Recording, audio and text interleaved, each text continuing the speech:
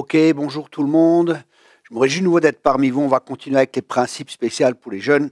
C'est des principes qui sont vraiment importants et qui vont vous aider à entrer dans votre destinée. Parce que nous ne servons pas forcément, des fois les gens ils se servent eux-mêmes, ils se servent de Dieu, mais Dieu veut se servir de nous. Il y a une grande différence. Et un des principes de Dieu, justement, pour nous amener aussi à être détachés de nous-mêmes, à une mort à soi, c'est de servir quelqu'un d'autre. Donc, je vous encourage, les jeunes, servez la vision de quelqu'un avant de pouvoir entrer dans votre vision. C'est un principe biblique, je répète cela. Servir la vision de quelqu'un avant de pouvoir entrer dans sa vision. Josué a servi Moïse avant d'entrer dans sa vision. Élisée a servi Élie. Timothée a servi Paul.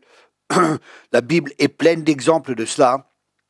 Et le service est vraiment quelque chose d'important. Avoir un cœur de serviteur est important. Jésus a dit que le plus grand dans le royaume de Dieu est celui qui sert. Et avoir un cœur de serviteur, ça se développe, c'est pas une tendance naturelle que nous avons. Et je vous encourage vraiment à développer cette attitude, à servir quelqu'un, à servir sans avoir d'attente, simplement servir pour Dieu, et c'est Dieu qui vous élèvera en temps convenable. Et après avoir servi, qu'est-ce qui s'est passé? Par exemple, on voit dans Deutéronome 34, verset 9, Deutéronome 34, verset 9, Josué, fils de Nun, était rempli d'un esprit de sagesse, car Moïse avait posé ses mains sur lui. Les Israélites lui obéirent et se conformèrent aux ordres que l'Éternel avait donnés à Moïse. On voit aussi dans 2 Rois 2, verset 9, lorsqu'ils eurent passé, Élie dit à Élisée, demande ce que tu veux que je fasse pour toi avant que je sois enlevé d'avec toi. Élisée répondit, qui est sur moi, je te prie une double part de ton esprit. Ici, nous voyons de nouveau des principes après avoir servi, après avoir été trouvé fidèle.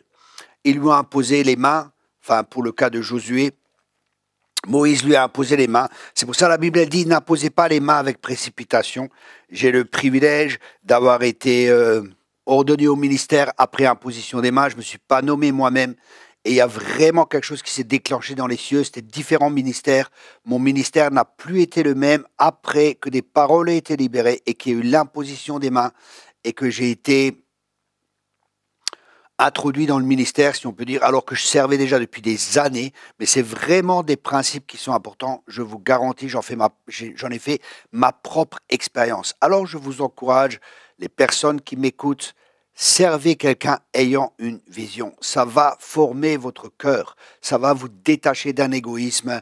Ah, qu'est-ce que je vais recevoir? Quels sont mes avantages? Non, non. Servez pour servir avec un cœur de serviteur. Jésus est venu et il a dit, suivez mon exemple. Il a lavé les pieds. Et c'est la place du dernier des esclaves. Et c'est vrai, ça peut des fois être humiliant, mais Dieu, avant de nous élever, il veut qu'on soit abaissé. Et si nous n'abaissons pas nous-mêmes, c'est Dieu qui va nous abaisser. Le problème principal, ce matin encore en méditant, je pensais que vraiment, le fondement principal pour la chute,